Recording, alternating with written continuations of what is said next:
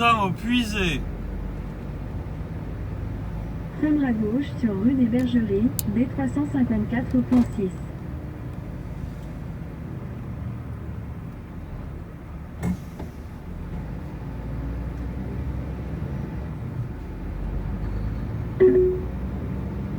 Continuez sur D927 pendant 1,5 km.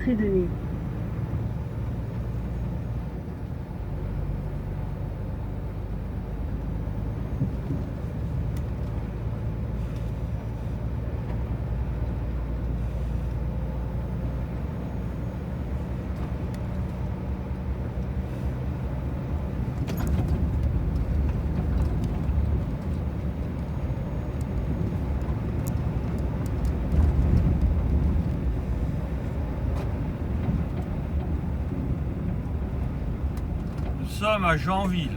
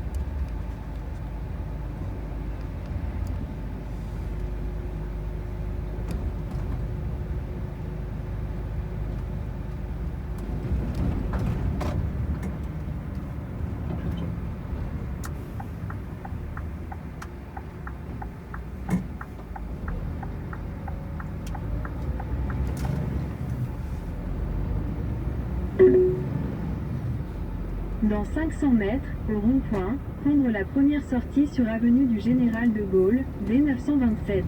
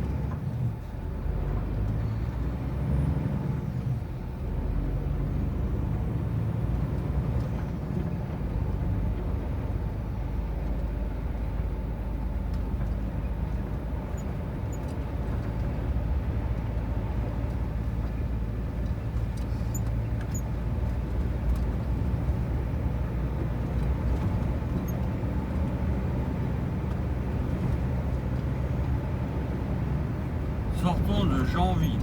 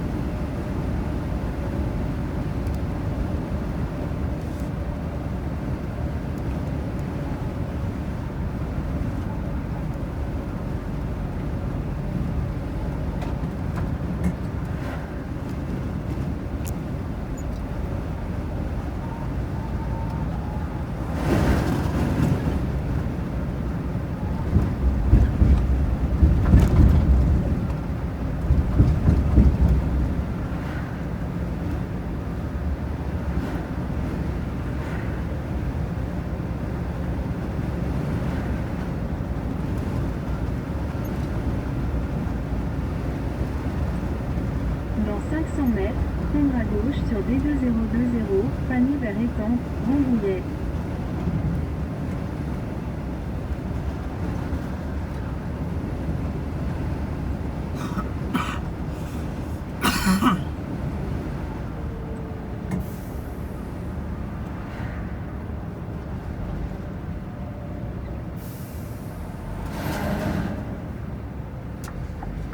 Prendre à gauche sur D2020, panneau vert étang, Rambouillet.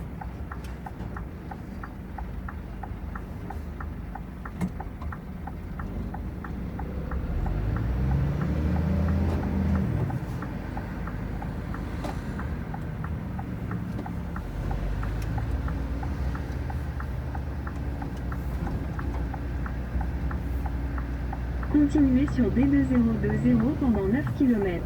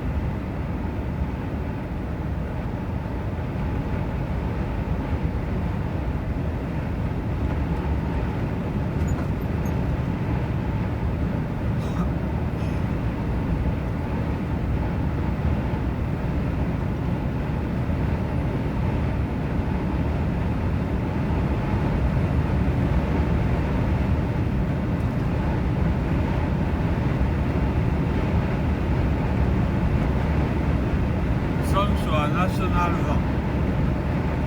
Dès 2020.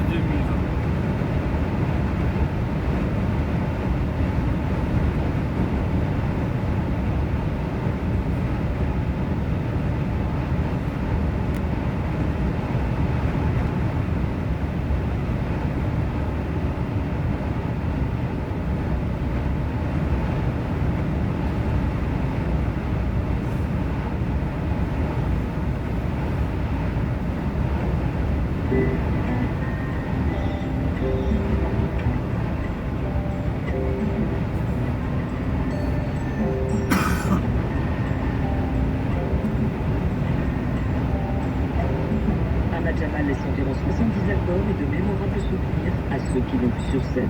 Marseille, je marche souvent seul dans Pierre. Et trop souvent. Ahmad Jamal, le pianiste américain raconté par Anne Chepot sur France Info.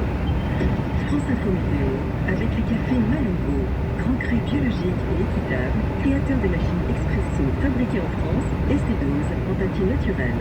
À retrouver sur malongo.com. Et le temps pour aujourd'hui, c'est avec vous, Christine Peña. On a gardé pas mal de nuages ce matin, surtout sur un bon quart nord-est, avec quelques averses. Cet après-midi, on aura quelques éclaircies qui se développeront, notamment entre les Hauts-de-France, Paris et le Massif central. En revanche, on garde encore ce risque d'averses, et notamment sur les reliefs de l'Est, avec un orage qui n'est pas exclu sur la partie sud des Alpes. Au niveau des températures, on est Dans 600 mètres, le rond-point, prendre la deuxième sortie sur route nationale, DE 020. 13 à Clermont-Ferrand, 14 à Cherbourg comme à Strasbourg et Bourges, 16 à Paris comme à Bayonne et Limoges, 19 à Bordeaux jusqu'à 22 à Montpellier. Dans les jours suivants, le beau temps s'affirme de plus en plus. Le risque orageux pourrait se développer de nouveau entre les régions du centre-est et du sud-est dans l'après-midi. À partir de jeudi, on garderait cette configuration jusqu'à la fin de la semaine. Christine Peña, il est 11h sur France Info. France Info, 9h30, midi. Solène Crescent. Au rond-point, prendre route nationale. Et à 11h, c'est Laurent Doulsan pour l'info. Bonjour. Bonjour. Continuez pendant 29 km. Solène, bonjour à tous. Emmanuel Macron s'adressera aux Français à 20h ce soir à la télévision. Une intervention en forme d'allocution solennelle. Le chef de l'État va prendre la parole après sa promulgation rapide de la réforme des retraites dans la foulée de la décision du Conseil constitutionnel vendredi soir. Laurent Berger, le leader de la CFDT, attend du chef de l'État qu'il prenne conscience de l'importance du mouvement contre cette réforme des retraites. Je pense qu'il faudrait pouvoir dire qu'il comprend ce qu'il n'a pas fait le monde du travail, ce qu'il s'est exprimé. Tenons compte d'un fait, c'est qu'il y a eu 12 journées de mobilisation avec un taux de participation massif et il n'y a eu aucune réponse, aucune attention au concret du monde du travail, à la vie concrète des travailleurs et travailleuses. Donc je ne sais pas ce qu'il va dire, mais à minima, une volonté de reconnaissance, ce serait pas mal, mais ça n'apportera pas ce qui est en train de se passer, c'est-à-dire ce report de l'âge légal qui va, on ne dit pas assez, on fait comme si c'était plus qu'un débat politique, c'est plus un débat politique, c'est un débat concret, social, qui va impacter la vie des travailleurs et des travailleuses, et dans des conditions dégradées par rapport à ce qui était prévu. Laurent Berger sur France 2 ce matin. Les syndicats se tournent vers la prochaine grande mobilisation contre la réforme des retraites. Le 1er mai, l'intersyndicale a décliné aussi, on rappelle, l'invitation que leur avait lancée Emmanuel Macron pour demain. 13%, c'est le taux d'inflation sur un an pour le mois de mars, chiffre établi avec le panier France Info, une sélection de produits achetés en supermarché. Le mois dernier, ce sont les surgelés et les produits du rayon frais, comme les yaourts et le beurre, qui ont plus augmenté, avec des bons de 20 et 7,5%. Les aliments pour animaux sont également en forte hausse, plus 15%. Le feu est maîtrisé depuis environ 2 heures du matin dans les Pyrénées-Orientales, maîtrisé mais loin d'être totalement éteint, avec des risques de reprise en raison du vent. Ce premier gros incendie de forêt du printemps a parcouru environ 1000 hectares entre Cerbère et Banus, non loin de la frontière avec l'Espagne. Gérald Darmanin s'est rendu sur place ce matin pour superviser l'action des 500 pompiers et sauveteurs mobilisés depuis hier. Des dates météorologiques selon l'intérieur. Dans la soirée d'hier, une partie des 300 habitants évacués ont pu regagner leur maison. Troisième jour consécutif de combat à Khartoum, la capitale du Soudan, et au moins une centaine de morts au sein de la population. Des combats opposent l'armée et un groupe paramilitaire qui avait renversé ensemble le pouvoir civil en octobre 2021. En Russie, le président Vladimir Kara-Murza a été condamné aujourd'hui à 25 ans de prison. Il est accusé de haute trahison et de diffusion de fausses informations sur l'armée russe.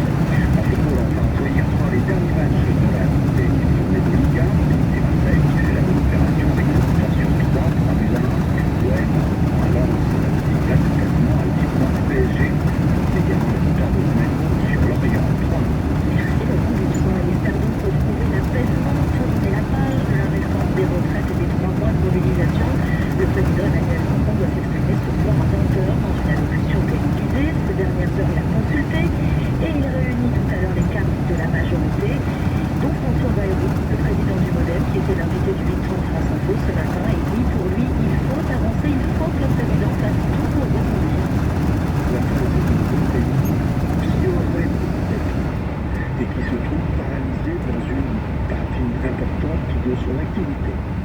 Il y a quelque chose qui pèse sur le moral du pays et un certain nombre de sujets que nous n'arrivons pas à traiter depuis des décennies. C'est ça la situation. Oui, mais sauf qu'il y a eu des... Est-ce que le président de la République veut dire on s'arrête? C'est ridicule. Il a été élu précisément pour... Nous sommes à la hauteur d'Angerville. Le pays, cette volonté d'avancer qui lui manque tant. Le moment que nous vivons, c'est le moment où il faut précisément que soit pris en compte ces deux aspects des choses. Le premier, c'est il y a un problème de morale, un problème de démoralisation du pays, à tort ou à raison. Et deuxièmement, il y a des sujets à traiter qu'on ne peut pas laisser sur le plan de l'âme. Mais ça veut dire qu'il ne va pas parler de la réforme des retraites ce soir?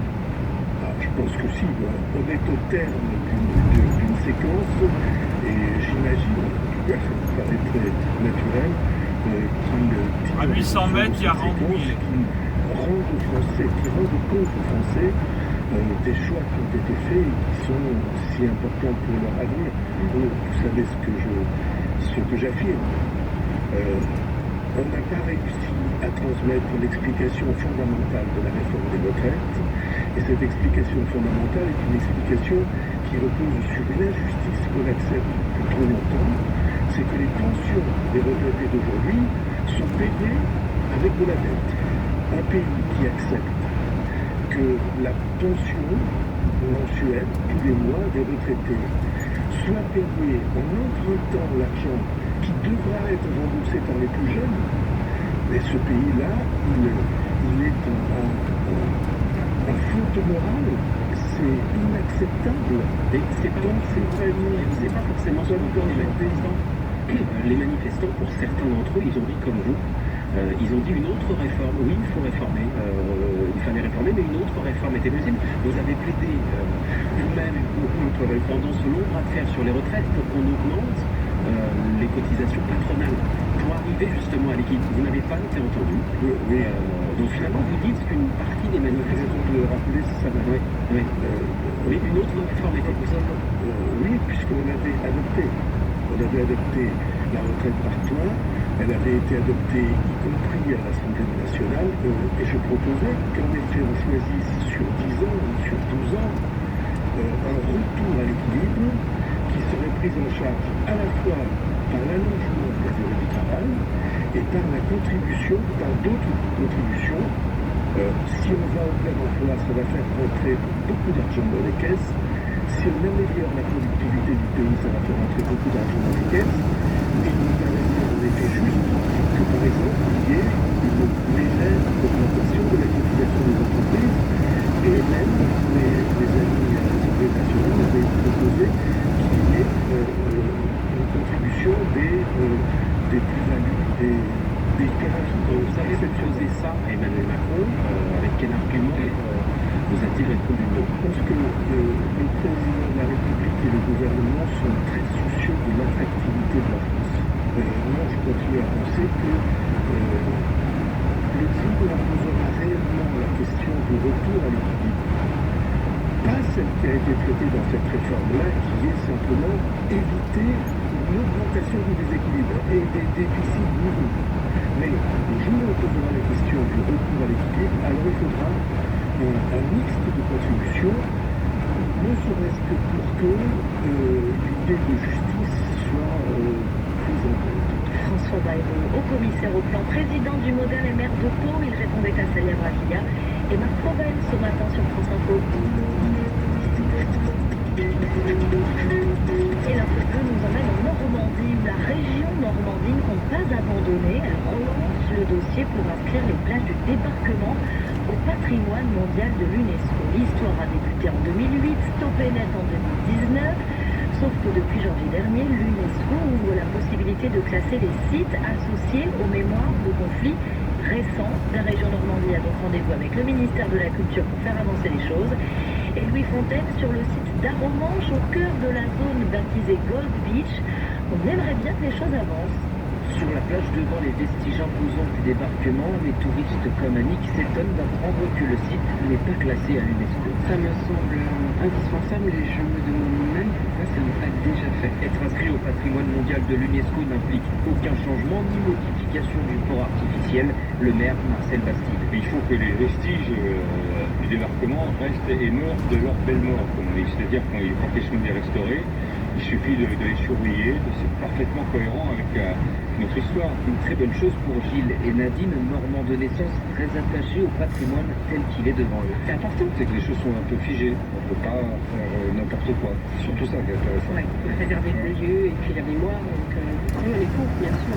Ce classement serait une reconnaissance internationale et surtout un aboutissement pour Gérard Lecornu, président de l'association Fort Winston Churchill d'Arromanches, lui qui se bat depuis les années 90 pour le destin des vestiges. C'est une idée qui est absolument exceptionnelle, et en particulier quand je pense faire vivre auprès de la jeunesse, accueillir les jeunes de tout le pays pour leur dire voilà ce qui s'est passé ici et insister beaucoup que l'histoire ne se répète pas. D'après le maire d'Arromanches, si classement il y a, ce ne sera pas avant les 80 ans du livre. L'info bleue, signé Louis Fontaine, France Bleu Normandie pour France Info. France Info, 9h30 midi, Solène Cresson. Nous sommes en direct de Bagnoul-sur-Mer dans un instant dans les Pyrénées-Orientales, là où le premier gros feu de la saison a brûlé près de 1000 hectares de végétation. C'est après le fil info, 11h10, Laurent Doursan. Jugement attendu en début d'après-midi dans le procès du crash du vol Rio-Paris en juin 2009. Airbus et Air France étaient poursuivis pour homicides involontaires. À l'issue de l'audience, le parquet avait requis la relaxe des deux entreprises, estimant que leur culpabilité était impossible à démontrer. L'enquête avait fait le lien entre la catastrophe et le virage des sondes de vitesse pilote de l'avion, mais le parquet avait semblé accabler surtout l'équipage. Le crash avait fait 228 morts. C'est un désastre écologique, la réaction de Gérald Darmanin après le feu de forêt qui a parcouru environ 1000 hectares hier entre Cerbère et Bernouls dans les Pyrénées-Orientales.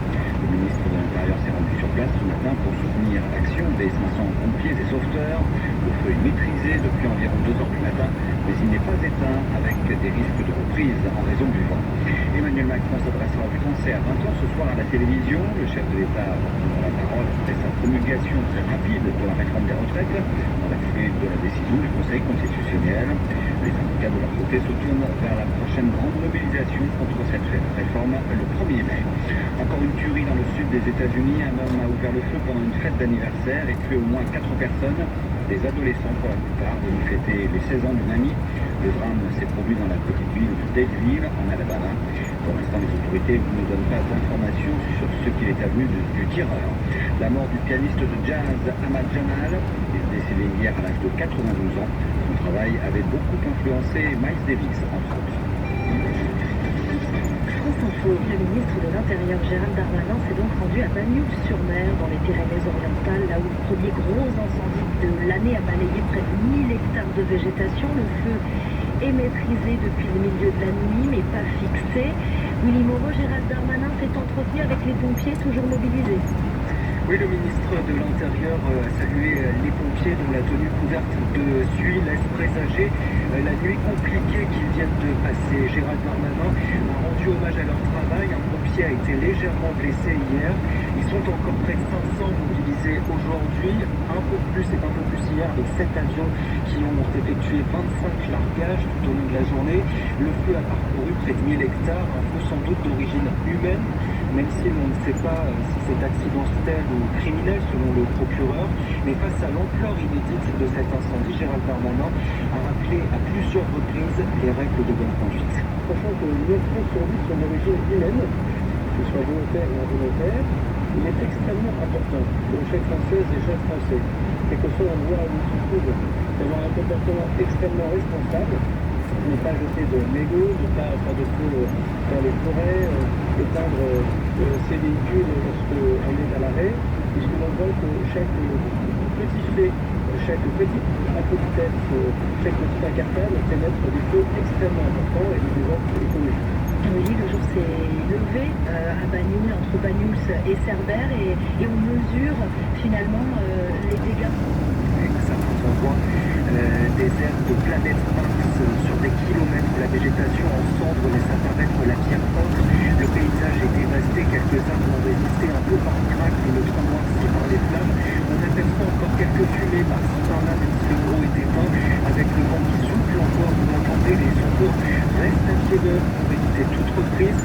À l'heure actuelle, le feu est totalement maîtrisé, il est sous contrôle, mais il n'est pas fixé, il peut encore progresser. Merci Willy Moreau, en direct de Bagnols-sur-Mer avec les moyens techniques de Romain Lucien.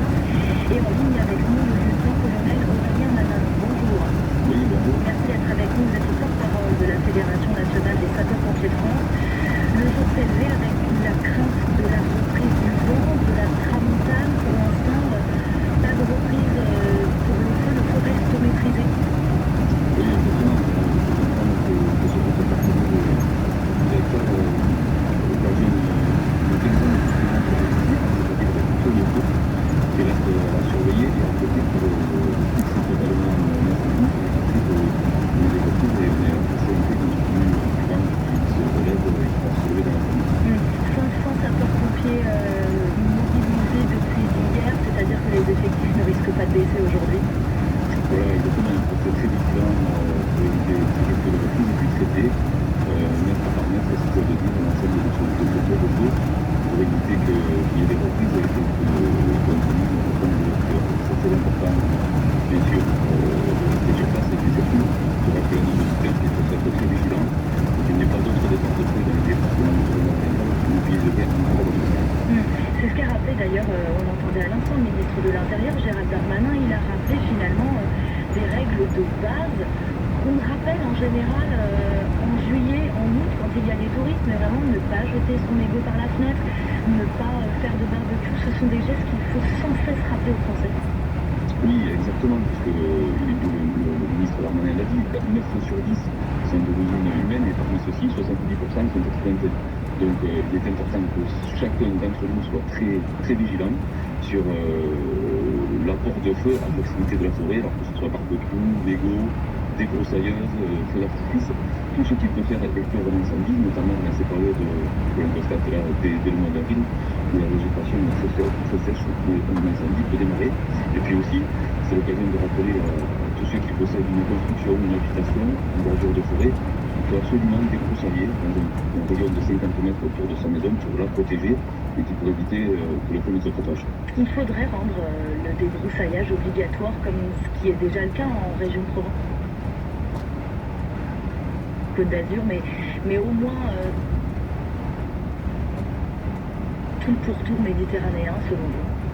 Oui, alors le débroussaillement est obligatoire dans tout le pourtour méditerranéen. La question c'est de l'élargir ailleurs. Et au-delà de l'obligation, ce qu'il faut veiller surtout, c'est que ce soit bien pratiqué et bien effectué. Et donc,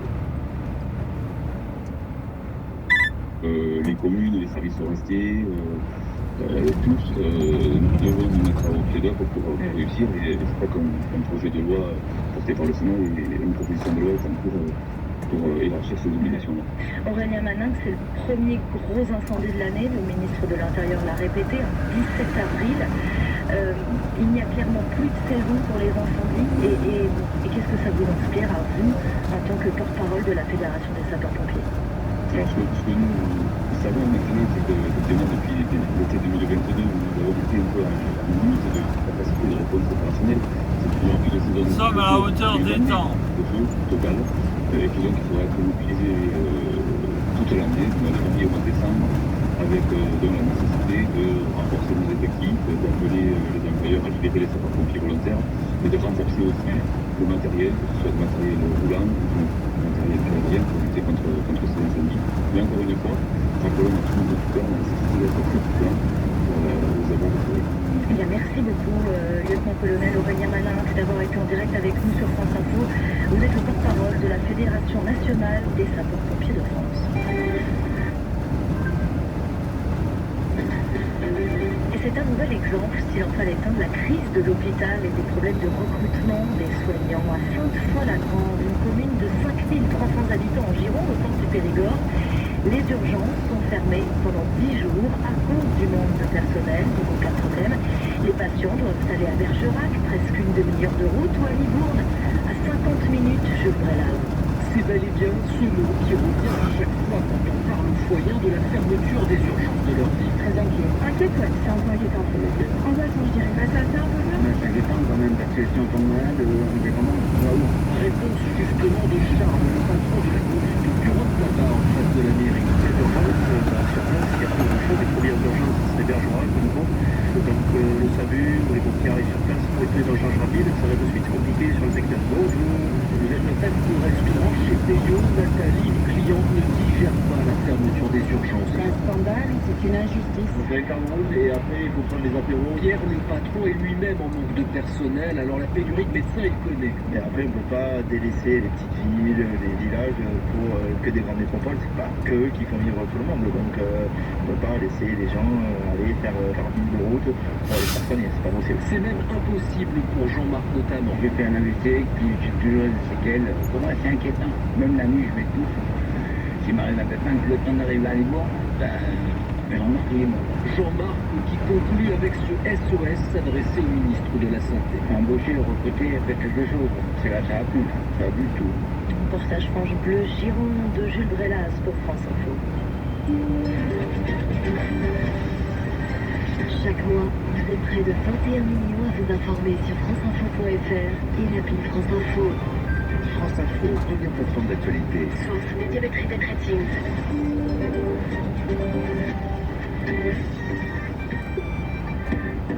France Info, 9h30 midi, Solène Cresson.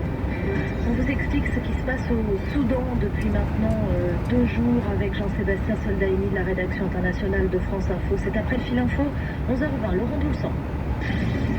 Emmanuel Macron s'adressera aux Français à 20h ce soir à la télévision. Dans 600 mètres, un rond-point, prendre la première sortie et continuer sur N20. Intervention en forme d'allocution solennelle. Le chef de l'État va prendre la parole après sa promulgation très rapide de la réforme des retraites dans la foulée de la décision du Conseil constitutionnel vendredi soir. Les syndicats de leur côté se tournent vers la prochaine grande mobilisation contre la réforme le 1er mai. Le feu est maîtrisé depuis environ 2 heures du matin dans les Pyrénées-Orientales. Maîtrisé mais loin d'être totalement éteint avec des risques de reprise en raison du vent. Ce premier gros incendie de forêt du printemps a parcouru environ 1000 hectares entre Cerbère et Banyuls, non loin Au rond-point, prendre N20. de la frontière avec l'Espagne. Gérald Darmanin s'est rendu sur place ce matin pour superviser l'action des 500 Continuer sur N20 pendant 17 km. pompiers et sauveteurs mobilisés depuis hier. C'est un désastre écologique, selon le ministre de l'Intérieur. 13%, c'est le taux d'inflation sur 1 an pour le mois de mars. Chiffre établi avec le panier France Info, une sélection de produits achetés en supermarché. Le mois dernier, ce sont les surgelés et les produits du rayon frais, comme les yaourts et les beurres, qui ont le plus augmenté, avec des bons de 20 et 16,5%. Les aliments pour animaux sont également en forte hausse de 15%. En football, on jouait hier soir les derniers matchs de la 31e journée de Ligue 1. C'est Marseille qui fait la bonne opération avec sa victoire sur 3 buts à 1. L'OM reprend à Lens la 2e place du classement à 8 points du PSG.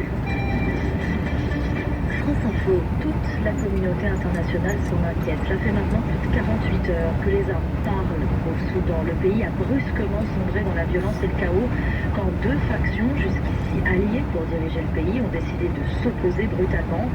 Près de 100 civils étaient tués dans ces combats. Il y a 1 millier de blessés. Bonjour Jean-Sébastien Soldaini. Bonjour. Une trêve a pourtant été décidée hier soir, mais elle n'a pas été respectée. Non, à tel point que les habitants de Khartoum, la capitale, affirment que la ville tout entière baigne dans une odeur de poudre. Du centre-ville, là où sont installés les principaux lieux de pouvoir, les institutions politiques et militaires, s'élève une épaisse colonne de fumée noire. Des explosions se font entendre quasiment en permanence. Il y a des combats de rue, mais pas seulement. Des échanges de tirs à l'arme lourde et même l'armée de l'air qui bombarde certains sites tenus par les forces de soutien rapide. Ce sont d'anciens miliciens engagés dans la guerre au Darfour qui sont devenus des supplétifs du pouvoir en place. Ceux qui s'opposent à l'armée au cœur même de la capitale, mais aussi dans plusieurs villes du pays. Les habitants de Khartoum, eux, refusent de sortir de leur maison comme terrés prisonniers de ces combats entre 2 factions rivales. Justement, Jean-Sébastien, à la tête de ces 2 factions, il y a 2 hommes qui jusque-là étaient alliés pour tenter de diriger le pays. Oui, vous avez tout d'abord celui qui avait le pouvoir, le général Al-Bourhan, un militaire de l'armée régulière qui a pris le pouvoir après un coup d'État en 2019. Omar El-Béchir est alors renversé, mais les militaires entendent garder le pouvoir. Hors de question de le partager, même temporairement avec des civils. Al-Bourhan s'allie alors avec la milice appelée Force de soutien rapide, par Mohamed Daglo, surnommé localement Emeti. C'est l'un des hommes les plus riches du pays, à la tête de 100 000 hommes. C'est considérable puisque c'est quasiment autant d'effectifs que l'armée régulière, mais depuis quelques semaines, les deux hommes ne s'entendent plus. Le général Al-Bourhan veut intégrer les FSR dans l'armée régulière, là où ces FSR, forces de soutien rapide, souhaitent garder un peu d'autonomie. Ils voulaient aller vite, car dans une semaine, un accord important devait être signé pour ouvrir la voie à une transition vers un pouvoir civil, et ce n'était visiblement pas au bout de compte. Merci Jean-Sébastien Soldaini de la rédaction internationale de France Info. Au Québec, des drag queens sont mises à contribution pour lire des contes aux enfants à l'école ou dans les bibliothèques. Et ça fait polémique. Des groupes reprochent à ces hommes qui se déguisent de remettre en cause la notion de genre et l'image de la famille traditionnelle. Le chef du Parti conservateur au Québec vient même de lancer une pétition. Il demande au gouvernement de cesser de financer ces activités proposées par les drag queens. Pascal Guéricolas. Éric Duhem veut protéger les enfants des drag queens, rien de moins. Depuis plusieurs années, certains de ces personnages hauts en couleur lisent des contes aux petits, des contes portant souvent sur la différence. Le chef du Parti conservateur, qui n'a aucun élu à l'Assemblée nationale, voit lui cette activité comme une façon déguisée de faire la promotion de la diversité sexuelle. Autrement dit, d'influencer le jugement des plus jeunes. Quelques dizaines de personnes ont même manifesté devant une bibliothèque en banlieue de Montréal au début du mois. Ils protestaient contre une lecture de contes par Barbada, une drag queen bien connue. Ce phénomène ressemble beaucoup aux batailles qui sont menées par des groupes de la droite conservatrice actuellement aux États-Unis. Pour le chercheur Frédéric Nadeau, spécialisé en radicalisation, cela illustre la polarisation du discours public pris entre deux entités. Tout ce qui relève du progressisme, une remise en question des normes de genre, des modèles familiaux, des normes sexuelles, du racisme, tout ça. Et puis du côté conservateur, on va considérer que ça va trop loin, un effet de ressac, et puis mettre de l'avant donc les enjeux de la famille traditionnelle. Et puis d'une certaine façon, les drag queens, à travers leur personnage très flamboyant, deviennent un bouc émissaire ou un symbole qui vient cristalliser l'ensemble de ces significations-là.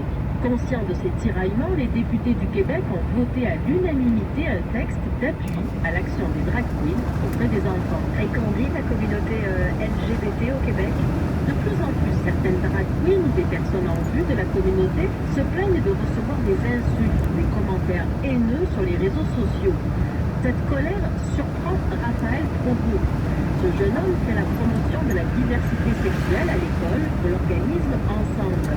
Il constate l'impact de ce débat pour des jeunes qui s'interrogent sur leur identité sexuelle. Ça les stresse de voir ces commentaires-là, qui ne comprennent pas tout ce débat-là, justement. Nous, d'un côté, on leur dit soyez vous-même, assumez-vous, la société québécoise, elle est faite pour vous accueillir. Puis s'ils vont sur les réseaux sociaux où ils ouvrent les nouvelles, puis ils voient ça, ça envoie tout un message. Selon Raphaël Provost, de nombreux préjugés sur les gays ou les trans que l'on pensait dépassés ressurgissent actuellement à l'occasion de ce débat musclé autour des drag queens. Pascal Guéricola, correspondante de France Info au Québec.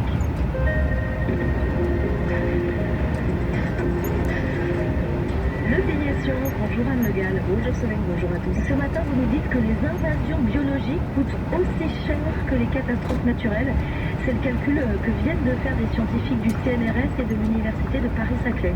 Oui, la mondialisation de l'économie a augmenté le transfert d'animaux ou de plantes d'un pays à l'autre. Or, une petite partie de ces espèces importées, lorsqu'elles s'installent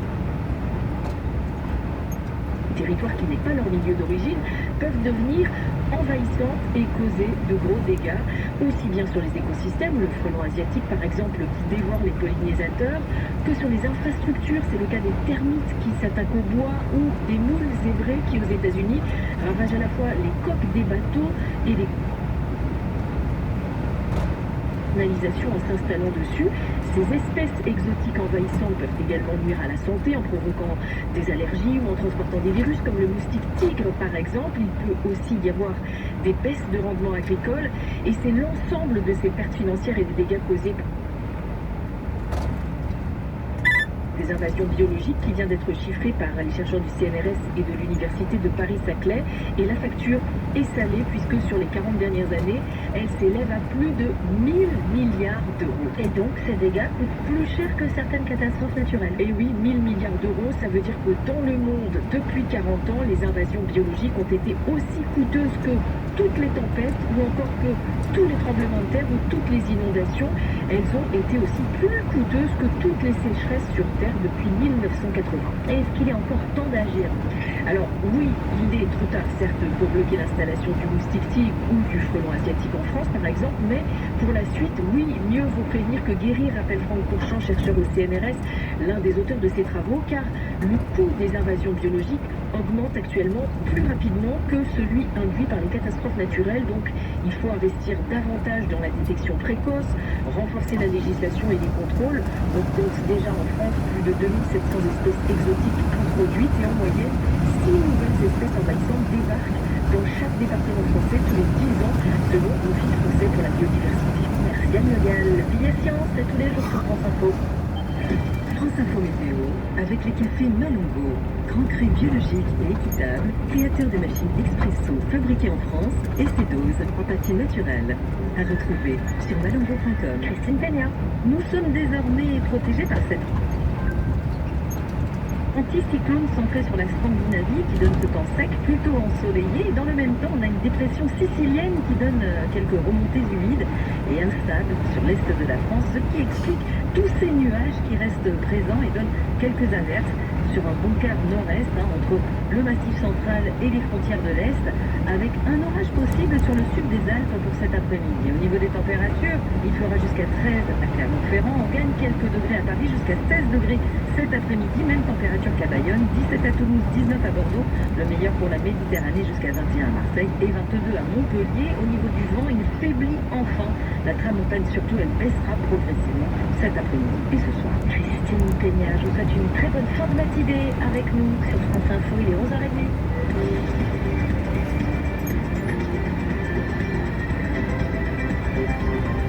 Et toute l'info, c'est avec vous, Mélanie Delaunay. L'incendie est maîtrisé, mais pas éteint dans les Pyrénées-Orientales et le vent inquiète les sapeurs-pompiers, explique sur France Info le porte-parole de la Fédération nationale. Ils sont encore près de 500 déployés pour lutter contre le feu qui a parcouru près de 1000 hectares entre Bagnous et Cerbère. Sur place ce matin, le ministre de l'Intérieur parle de désastre écologique et insiste sur la prévention. 9 feux sur 10 sont d'origine humaine. Il y a de l'inquiétude, de la colère aussi, admet la présidente de l'Assemblée nationale. Ce n'est pas le moment de réformer les institutions. Coronel Bonquivet, favorable néanmoins à plus de participation citoyenne. Quelle suite pour le quinquennat? Emmanuel Macron va en parler ce soir à l'allocution à 20h, 3 jours après avoir promulgué la réforme des retraites. Quasiment au même moment, les syndicats seront réunis. On ne peut pas passer les bombes, dit Laurent Berger, le secrétaire général de la CFDT, qui espère une mobilisation massive pour le 1er mai. Conséquence des prix de l'énergie, ce sont les produits surgelés qui ont le plus augmenté depuis un an, 20%. D'après le cabinet Nielsen IQ, partenaire de France Info, pour suivre cette inflation, elle s'établit en moyenne à 13% sur un an dans les rayons des supermarchés. Inflation dans nos assiettes, dans les gamelles aussi, les croquettes pour les chiens et les chats sont en hausse de 18%.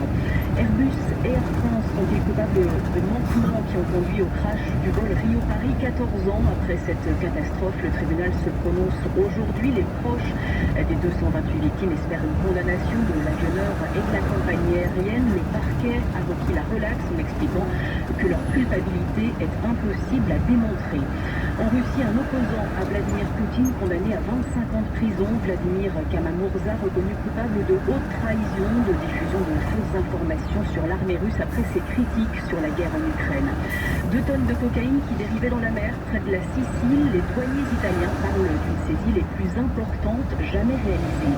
Et puis il n'y avait plus suffisamment de spectateurs depuis l'épidémie de Covid après quasiment 14 000 représentations du fantôme de l'opéra à Broadway. C'est la fin de la plus ancienne comédie musicale dans ce quartier de New York. Merci Mélanie Delaunay. Elle a comme hiberné ces 5 derniers mois. L'entreprise Duralex, connue pour ses verres, relance sa production aujourd'hui après 5 mois de mise en veille forcée à cause des prix des énergies bien trop élevés pour faire fonctionner les fours à plein régime. Il y a quelques jours, c'est la cristallerie d'Arc dans le Pas-de-Calais qui a aussi relancé progressivement ses fours, stoppés pour les mêmes raisons. Olivia Cohen, chez Duralex, près d'Orléans, les 250 salariés mis en chômage partiel ont donc tout préparé pour la reprise. Le four n'a pas été éteint, mais refroidi. Le mettre totalement à l'arrêt l'aurait sérieusement endommagé. Clarisse Hardy est responsable de la production du verre. Parce que si le four est arrêté, le verre va se figer et dans ces cas-là, c'est la mort de l'usine. La température normale du four, c'est 1300 degrés.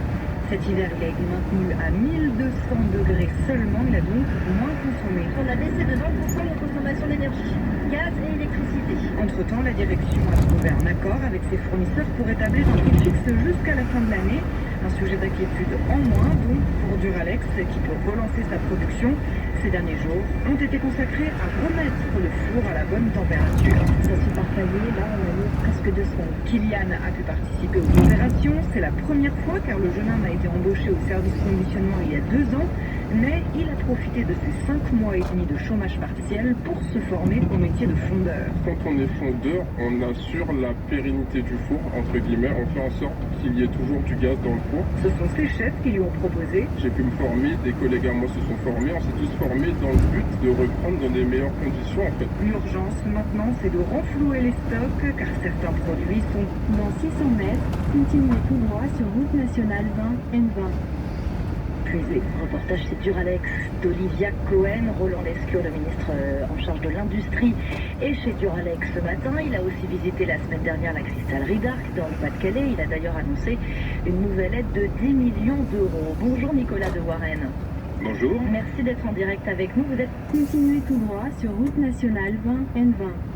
Président de l'Union des entreprises utilisatrices d'énergie. On imagine d'abord que c'est une bonne nouvelle. Continuez sur N20 pendant 2 km. Pour vous de voir Duralex et la cristallerie d'Arc relancer leur production. C'est bien sûr une très bonne nouvelle. C'est toujours une bonne nouvelle quand une usine redémarre, quand il y a de l'activité, de la production en France, pour l'indépendance industrielle de la France, pour l'autonomie industrielle, pour l'exportation, pour les salariés bien évidemment et leurs familles. Ces reprises, pour vous, c'est le signe de quoi? Que les aides de l'État ont fonctionné, que les prix du gaz sont enfin en train de baisser? Alors, dans le cas d'espèce de 2 entreprises gazon-intensives dont les fours fonctionnent essentiellement à gaz, vous l'avez très bien expliqué. Donc les prix du gaz ont très fortement baissé, les prix sur le marché ont très fortement baissé.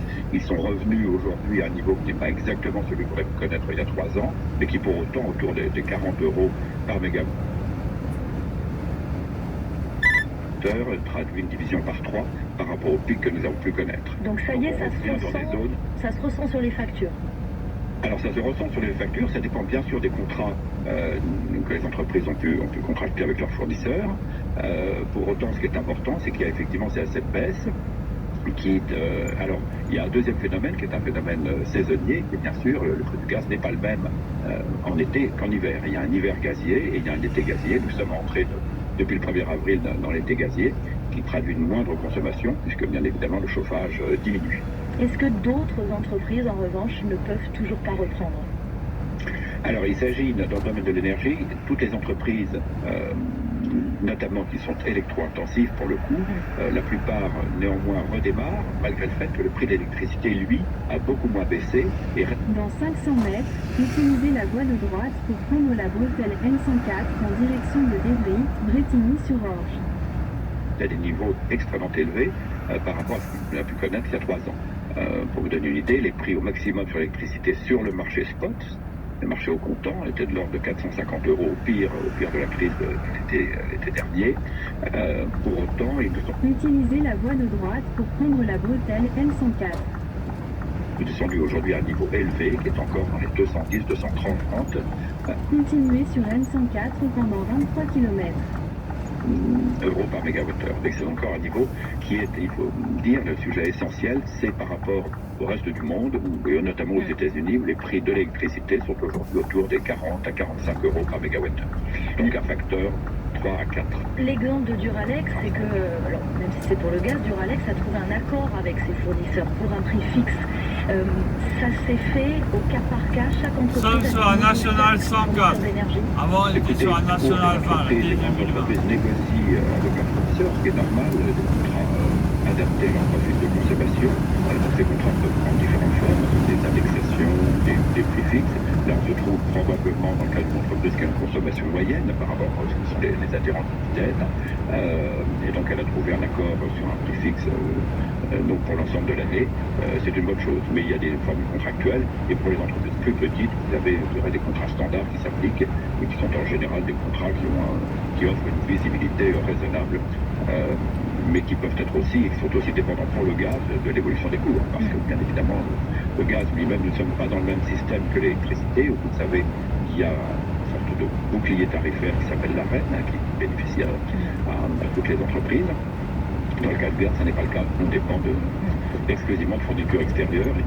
Hier, essentiellement de gazoduc, et dont une partie significative de Russie, aujourd'hui du GNL importé par un métallier. La cristallerie Arc International, par exemple, elle fait partie des 50 sites industriels français les plus émetteurs de CO2. Alors est-ce que cette crise de l'énergie, elle fait aussi évoluer ces entreprises qui utilisent de l'énergie sur la question de la décarbonation ?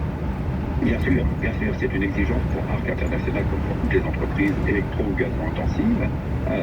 Alors pour les entreprises gazo-intensives, elles utilisent du méthane, donc qui est fortement émetteur de CO2. L'enjeu pour elles, c'est de substituer leur four par de nouvelles technologies, soit par exemple en substituant partiellement le méthane par de l'oxygène, qui permet déjà de doper les fours à l'oxygène, qui permet déjà de réduire les émissions de CO2, ou plus radicalement en substituant des fours à gaz par des fours électriques. Mais ça a des influences très fortes sur le procédé lui-même. Donc on voit bien que c'est un changement, c'est un saut technologique qui est extrêmement coûteux en termes d'investissement. Et donc de ce point de vue-là, il a été annoncé que pour ces entreprises, il y aurait un dispositif d'accompagnement de telle façon qu'elles puissent faire face à ces dépenses d'investissement extraordinaires qui sont très lourdes, mais qui doivent être planifiées de telle façon qu'elles adressent l'échéance 2030, le ministre de l'Industrie a annoncé une aide de 10 millions d'euros pour la cristallerie d'Arc la semaine dernière. Merci beaucoup, Nicolas de Warren, d'avoir été avec nous sur France Info. Vous êtes président de l'Union des entreprises utilisatrices d'énergie. 10 000 cyclistes rassemblés à Pont-à-Mousson du 23 au 30 juillet pour la semaine fédérale de cyclotourisme. Adeptes de la route, du gravel ou du VTT, participez à une grande fête du vélo. Découvrez les beautés de la Moselle avec des circuits adaptés à votre niveau et à vos envies. Grâce aux cyclo-découvertes, vous visiterez la région en famille à votre rythme. Des animations attendent aussi ceux qui préfèrent randonner à pied. Inscrivez-vous au plus grand rassemblement cycliste d'Europe sur flvélo.fr, le site de la Fédération française de cyclotourisme.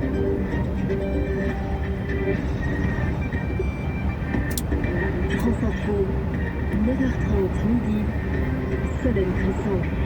Rayon par rayon, on vous explique ce qui a le plus augmenté cette année dans les supermarchés. Vous verrez que les protections menstruelles pour les femmes en font partie. Nous en parlerons ensuite avec la directrice de Règles élémentaires, une association qui lutte contre la précarité menstruelle. 11h40 sur France Info, le fil info tout de suite. Mélanie Delaunay. C'est naturel qu'Emmanuel Macron tire les leçons de cette séquence, estime François Bayrou, invité du 8h30 France Info avant l'allocution du chef de l'État ce soir à 20h dans le sillage de la promulgation de la réforme des retraites. Le patron du MoDem considère que nous sommes dans un moment de relance de l'action publique, mais aussi du moral du pays. Le ministre de l'Intérieur dans les Pyrénées-Orientales ce matin, où le feu est maîtrisé mais pas éteint, le désastre est écologique, dit Gérald Darmanin. Les flammes ont parcouru 1000 hectares entre Cerbère et Banyuls. Le parquet a requis la relax d'Airbus et d'Air France. La justice rend sa décision cet après-midi au procès du crash du Rio-Paris, 228 morts en 2009. Le Conseil de l'Europe dénonce des manquements aux droits des personnes en situation de handicap en France, des problèmes d'accessibilité des bâtiments, de scolarisation des enfants. Les 4 associations à l'origine du recours réclament des mesures immédiates. Le ministère délégué promet une lecture attentive de cette décision. Les États-Unis et le Royaume-Uni appellent à la fin immédiate des violences au Soudan et à des négociations. 3e jour de combat à Khartoum entre l'armée régulière et un groupe paramilitaire. Une centaine de civils ont été tués. L'Ukraine veut que ces céréales puissent transiter par la Pologne. Les importations sont suspendues par les autorités polonaises pour protéger les agriculteurs locaux. Des discussions sont prévues aujourd'hui à Varsovie. France Info. Depuis plusieurs mois, France Info fait une course pour mesurer l'inflation en partenariat avec le cabinet Nielsen IQ, et dans les supermarchés en un an, Les prix ont bondi de 13% en moyenne. Mais c'est une moyenne. Bonjour Théo Huard. Bonjour. Vous avez analysé des centaines de milliers de chiffres du cabinet Nielsen IQ et c'est au rayon surgelé que les prix flambent le plus. Oui, absolument. C'est là où les prix ont le plus augmenté, plus 20% depuis mars 2022. En cause, l'explosion des prix de l'énergie l'an dernier, essentielle pour préserver la chaîne du froid, qui s'ajoute aux hausses sur les matières premières que subissent tous les rayons alimentaires. Il explique aussi que le rayon frais, les yaourts, la charcuterie, le beurre, soit le deuxième rayon où l'inflation est la plus forte entre mars 2022 et mars 2023. Et quand on continue nos courses, cette fois c'est devant les paquets de gâteaux qu'on voit que les prix augmentent. Oui, c'est ici que les prix ont bondi depuis janvier, plus 3 points d'inflation en seulement 3 mois. Tout ça à cause d'un seul produit, le sucre, qui bat des records sur les marchés internationaux. Miel, confiture, gâteaux, boissons sans alcool, tous subissent depuis le début de l'année les répercussions de cette hausse.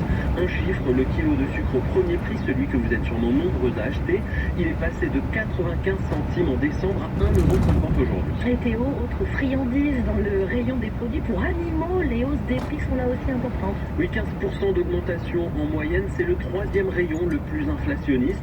Et à l'intérieur, ce sont les croquettes pour chats et chiens qui connaissent la plus forte hausse. Concrètement, si vous avez un chat, en moyenne, vous payez son kilo de croquettes 50 centimes plus cher que l'an dernier. Et c'est 30 centimes de plus si c'est un kilo de croquettes pour chien, ce qui inquiète la SPA qui s'alarme de possibles abandons économiques. Et enfin, dernier rayon, celui des produits d'hygiène et d'entretien. Oui, si les hausses sont fortes, bien que plus modérées, aux alentours de 10%, ce sont les prix des emballages et de la pâte à papier qui expliquent les augmentations. Les conséquences sont sévères sur certains budgets. Au rayon bébé, c'est le prix des couches qui bondit, plus 1,25 € par paquet en moyenne depuis mars 2022. Et du côté des protections menstruelles, ça augmente aussi, plus 25 centimes en moyenne pour le paquet de serviettes hygiéniques, plus 30 centimes pour le paquet de tampons. Merci Théo Huard. On retrouve votre dossier inflation rayon par rayon sur franceinfo.fr. Et bonjour Maud Leblond. Bonjour. Merci d'être avec nous. Vous êtes la directrice de Règles élémentaires, une association qui lutte contre la précarité menstruelle. On voit donc que l'accès pour toutes aux serviettes hygiéniques, aux tampons est de plus en plus compliqué puisqu'il y a entre 15 à 30 centimes de hausse sur un an.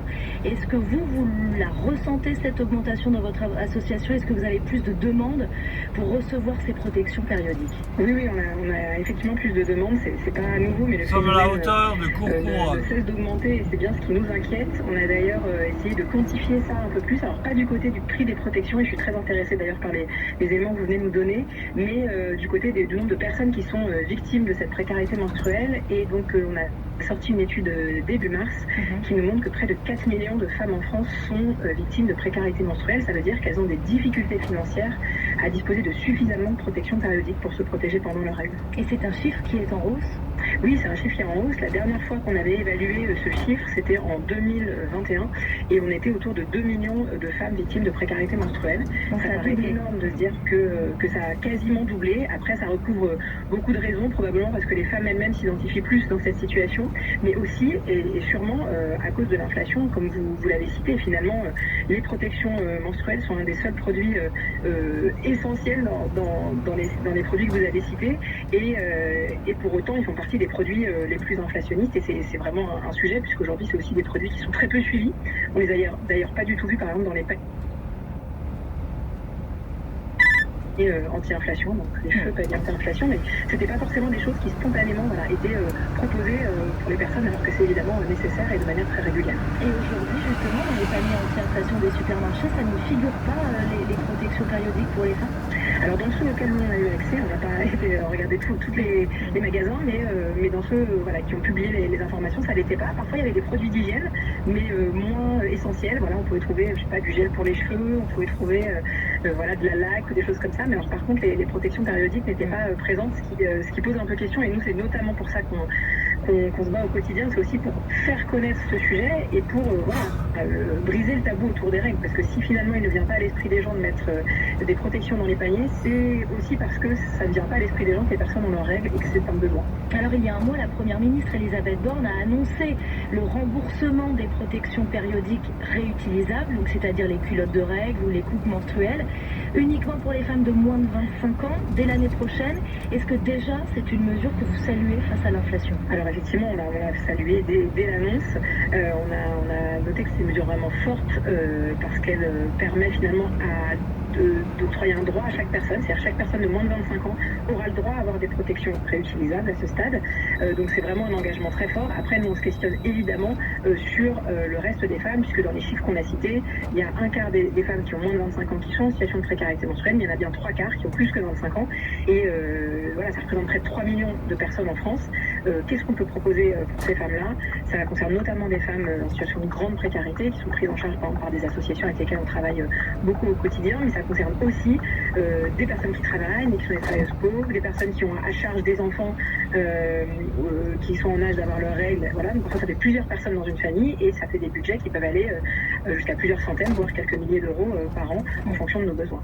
Est-ce que selon vous, c'est au gouvernement d'agir pour faciliter l'accès aux protections menstruelles? On voit des actions locales de la part de certaines universités pour les étudiantes ou de certaines collectivités locales, des départements pour rendre gratuites ces protections. Il faudrait que ce soit généralisé sur tout le territoire. Alors effectivement, c'est très important que tout le monde prenne conscience du sujet et puisse agir à son échelle. Les universités qui mettent à disposition ou les collectivités locales, c'est très bien. Et d'ailleurs, nous on encourage, on travaille avec beaucoup d'entre elles. Après, ça règle pas le problème dans sa globalité. Là, on parle vraiment de 4 millions de personnes en France. C'est près d'une femme ou d'une personne menstruée finalement sur 3 qui se trouve dans les... C'est ça que mesure notre enquête dans une situation de précarité menstruelle. Aujourd'hui, il faut une réponse d'ampleur, notamment dans ce contexte de forte inflation et dans un contexte où les règles restent encore très tabous. Ce sont des produits qui ne sont pas à disposition de manière généralisée et c'est très important parce que les conséquences sont très importantes. C'est ça qu'il faut rappeler. Parce que ne pas avoir assez de protection, c'est ne pas pouvoir aller travailler, c'est ne pas pouvoir sortir de chez soi, c'est mal utiliser des protections trop longtemps, c'est se mettre en risque d'infection, en risque de sanitaire en fait, sa santé aussi. Et donc c'est très important de pouvoir pointer ce fléau du doigt, notamment parce que on peut le régler et c'est plutôt un retard finalement puisqu'on n'a jamais pensé ce problème et qu'on n'a jamais penser ce problème dans la problème de la précarité en général. Donc c'est très important de pouvoir que tous les acteurs puissent s'allier pour qu'on mette fin à la précarité menstruelle parce que c'est possible. Eh bien merci beaucoup d'avoir été en direct sur France Info. Maud Leblond, vous êtes directrice de Règles élémentaires, une association qui lutte justement contre la précarité menstruelle. Les infos de l'histoire, nouvelle saison du podcast de France Info. Complotisme, désinformation, rumeurs, calomnies, emballement médiatique, avec la Fondation Média, les infox de l'histoire, Patrice Gély. De l'Antiquité à nos jours, voyagez à travers les époques et revivez les grands mensonges de l'histoire. 600 ans après sa mort, la vérité sur Jeanne d'Arc. Gleiwitz, 31 août 1939, l'infox qui a déclenché la mondiale. Les infox de l'histoire, 8 nouveaux épisodes à écouter sur l'application Radio France, les plateformes de podcast et franceinfo.fr.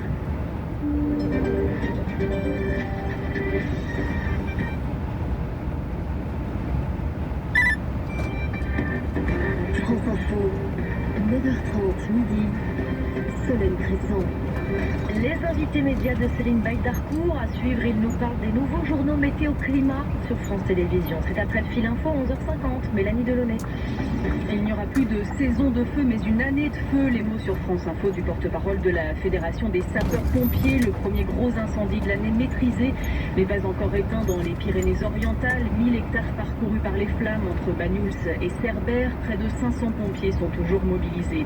Emmanuel Macron prend la parole à 20h, édition spéciale sur France Info dès 19h30, 3 jours après la promulgation de la réforme des retraites. On ne peut pas passer l'éponge. Il y a un ressentiment, souligne Laurent Berger. Pas de fissure au sein de l'intersyndicale qui se réunira quasiment au même moment ce soir, assure le secrétaire général de la CFDT. Il veut que le 1er mai fasse date. La CGT a de son côté appelé à des actions d'ici là. Le four était en veille pendant l'hiver à cause du prix du gaz et de l'électricité. Duralex relance sa production près d'Orléans. Des contrats ont été signés pour garantir un prix fixe de l'énergie jusqu'à la fin de l'année. La Chine maintient un haut niveau d'alerte après le passage d'un navire américain dans le détroit de Taïwan où l'armée chinoise a mené des exercices militaires la semaine dernière.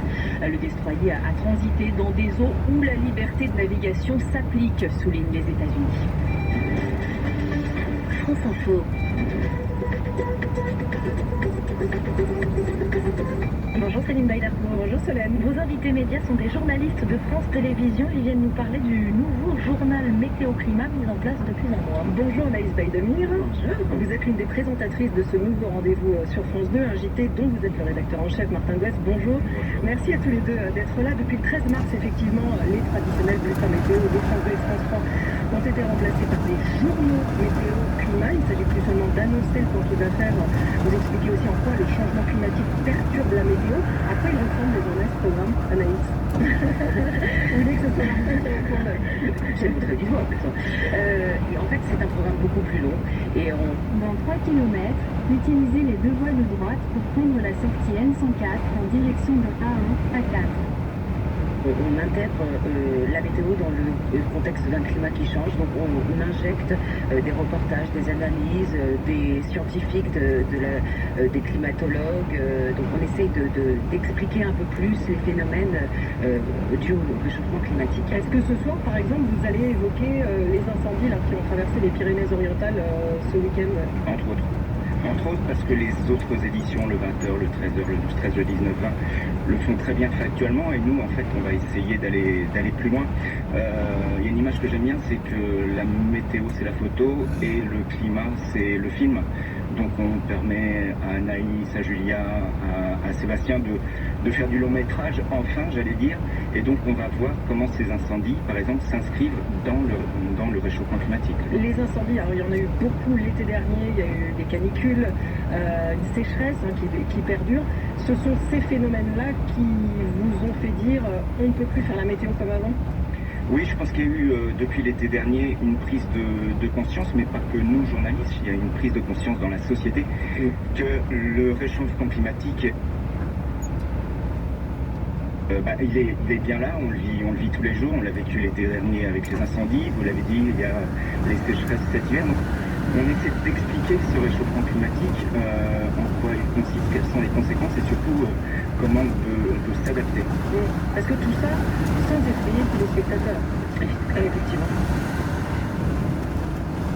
Eux d'ailleurs ne vont pas être anxieux. Dans 600 mètres, utilisez les 2 voies de droite pour prendre la sortie N104 en direction de A1 à 4.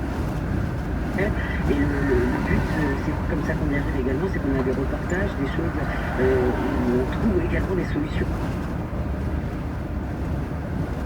En fait, on part avec beaucoup d'optimisme et de positivité à la fin. Les présentateurs météo sont... Utilisez les 2 voies de droite pour prendre la sortie N104. Alertés, sensibilisés depuis très très longtemps au phénomène des bouleversements climatiques. C'est évidemment continuer pendant 1,5 km. longue date pour vous, par exemple, Anaïs, d'avoir plus d'épaisseur pour vos rendez-vous météo? Et effectivement, nous avions la carte de journaliste, maintenant nous avons également la fonction au sein d'une équipe de rédaction avec laquelle on travaille tous les jours, et c'est vrai que c'est ce qui nous manquait, de pouvoir élargir notre éventail face au climat qui change. On le ressent, moi j'étais sur le front l'année dernière, donc on battait des records qui étaient battus déjà la veille, il y avait des incendies qui se multipliaient, et d'expliquer ça à un jour J, il faut le remettre dans un contexte beaucoup plus large, d'un climat avec des phénomènes météo qui se répètent, qui sont de plus en plus intenses et trop fréquents, donc c'est mieux d'expliquer et on comprend mieux les choses. Et est-ce que vous avez changé votre vocabulaire? Bien sûr, on est très content quand il pleut, on manque avec cette sécheresse qui sévit depuis plusieurs mois maintenant. Vous dites qu'il fait beau par exemple? Non, on peut dire que c'est ensoleillé, on reste très formel et on fait attention également aux températures plus ou moins élevées par rapport au normal de saison. Et les téléspectateurs, alors qu'est-ce qu'ils vous disent depuis un mois? Vous avez dû perturber leurs habitudes? Dans 600 mètres, prendre la sortie en direction de N104. Les premiers retours qu'on a, on a un QR code à l'antenne, on vous répond, un peu comme il y a eu pendant le Covid, sauf que là c'est spécialisé sur le climat, on a à peu près une trentaine de questions par jour, et les retours prendre la sortie en direction de N104 sont plutôt positifs, avec des questions assez approfondies. Continuez pendant 6 km. Nous demande de bien travailler, c'est pas j'habite au bord de la mer, est-ce que je vais avoir de l'eau à mon premier étage? C'est vraiment des questions approfondies pour essayer de comprendre, donc les retours sont plutôt positifs. Ouais. Et la question qui revient le plus souvent, c'est laquelle, si on a une? Est-ce que l'homme est vraiment responsable de ce réchauffement climatique? Et alors la réponse? Anaïs, oui, Martin? Oui. Oui.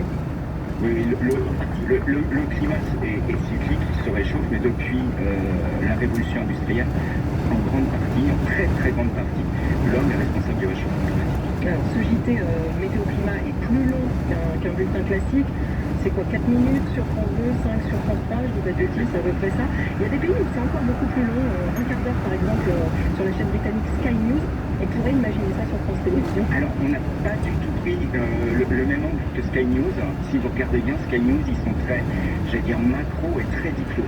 Nous, ce qu'on a voulu faire, on s'en est inspiré. On a regardé ce qu'ils font, mais on a préféré faire le réchauffement climatique, j'allais dire, au fond du jardin, que les grandes négociations internationales sur comment on peut lutter contre le réchauffement climatique. Donc oui, et honnêtement, j'espère qu'on pourra faire beaucoup plus, et on peut faire beaucoup plus en temps d'antenne. Et voilà, il y a de quoi faire. Anaïs, vraiment plus long tous les jours. Vous êtes frustrés tous les jours de dire ça ne fait que 5 minutes. Alors, on l'espère en injecter dans nos différents journaux météo par la suite. Et c'est vrai qu'on a énormément de questions qui interpellent le téléspectateur. On a envie d'y répondre. Et il faut sélectionner par rapport à l'actualité, la vie quotidienne, l'environnement du jour.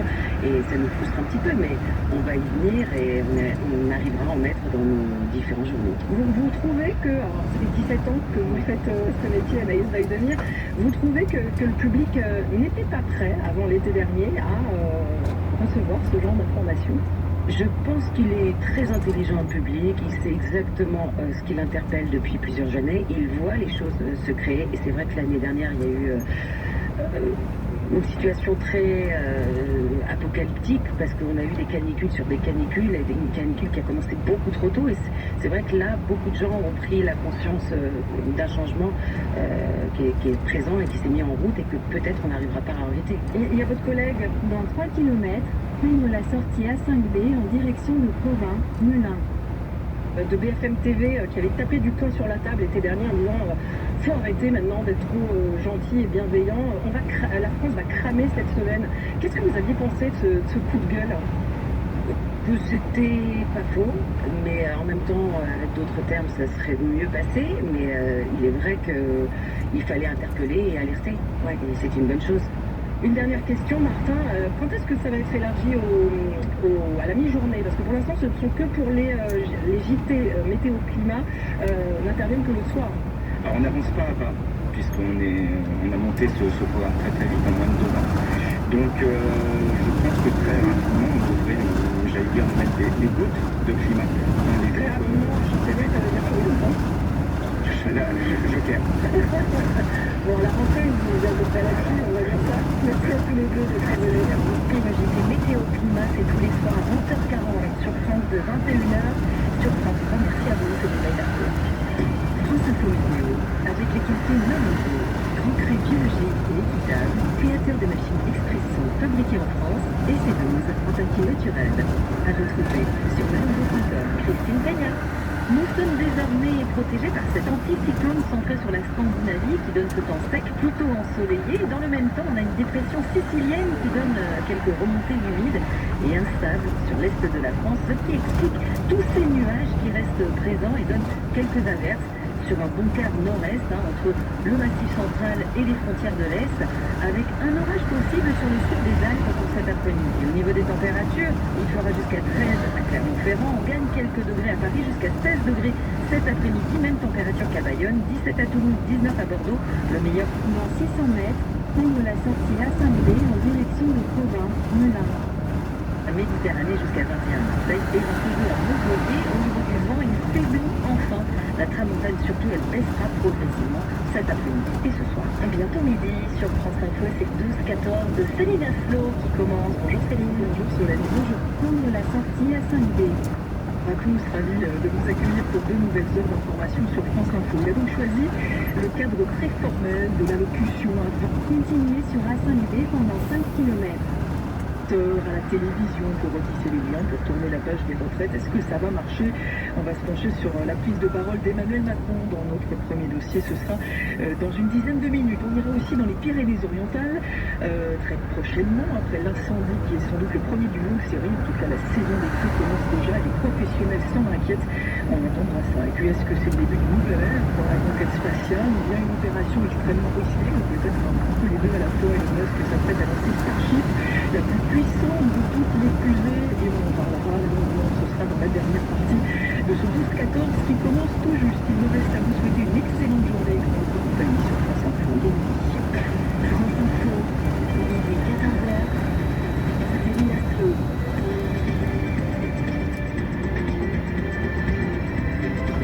Et on commence par un point complet sur l'actualité de ce lundi. Bonjour Virginie Lebrun. Bonjour. À la une, 3 jours après la promulgation de la réforme des retraites, François Bayrou se dit convaincu qu'une autre réforme était possible. Le président du MoDem a une nouvelle fois défendu sa volonté d'augmenter les cotisations patronales retraite Dans 3 km, prendre la sortie 13 vers Léo.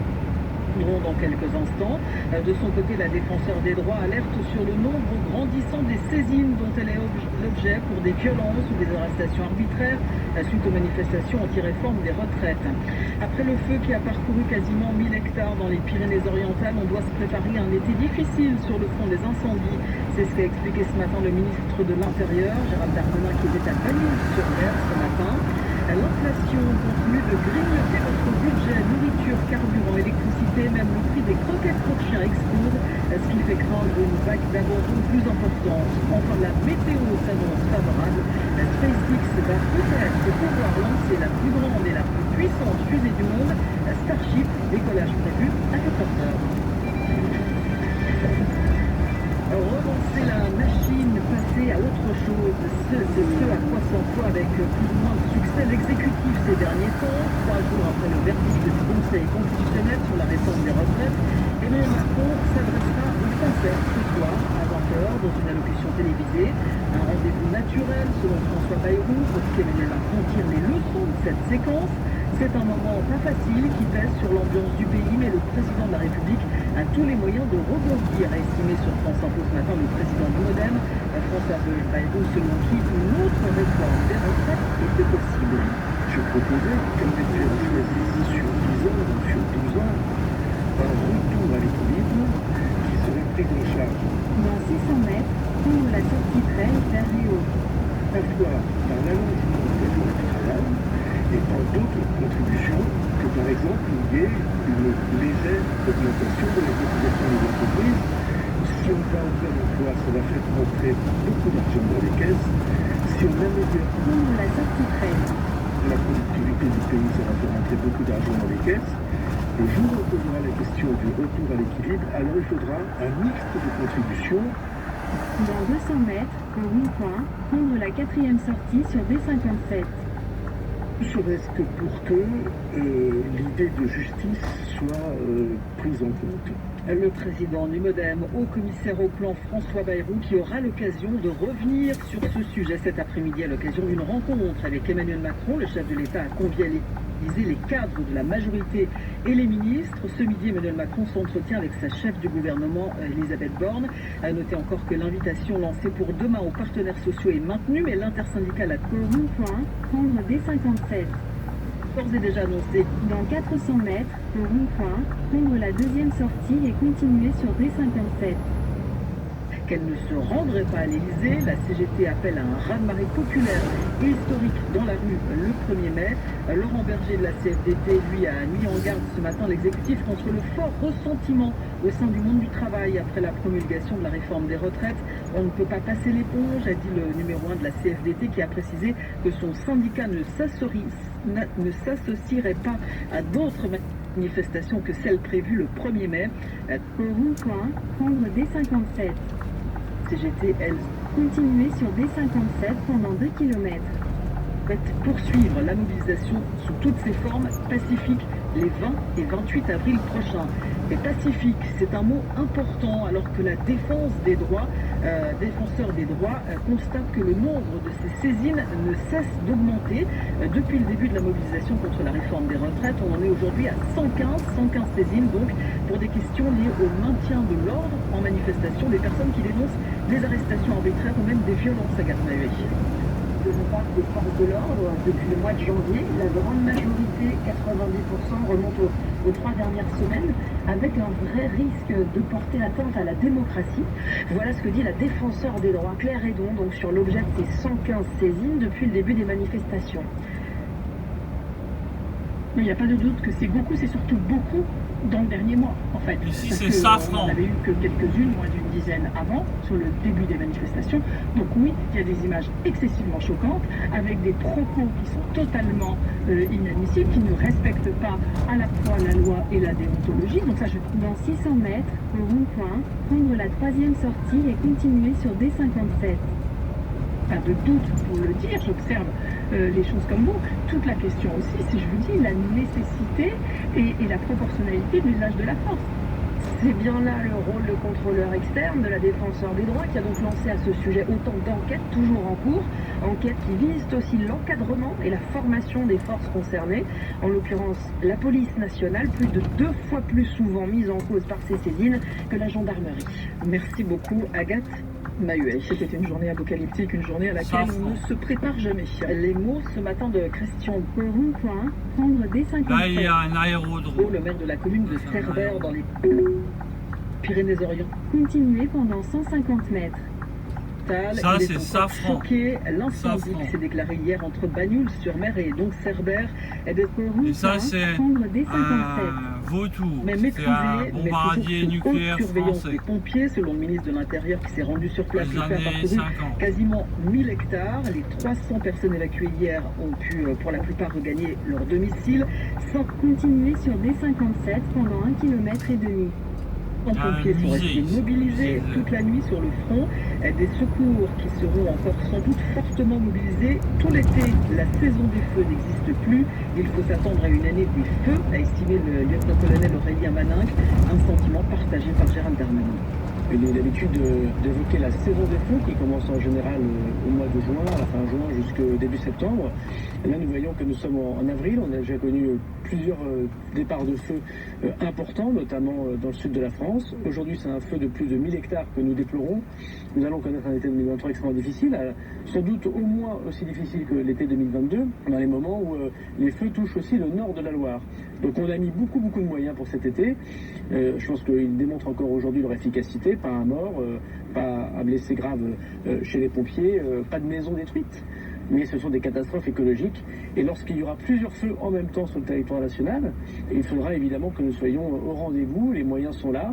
Et il faut que chacun se sente extrêmement mobilisé pour éviter ces départs de feu. Le ministre de l'Intérieur, Gérald Darmanin, à Bagnoul-sur-Mer ce matin. Airbus et Air France ont-ils commis ou non des fautes en lien certains avec le crash du vol Rio-Paris? L'accident il y a 14 ans avait fait 228 morts.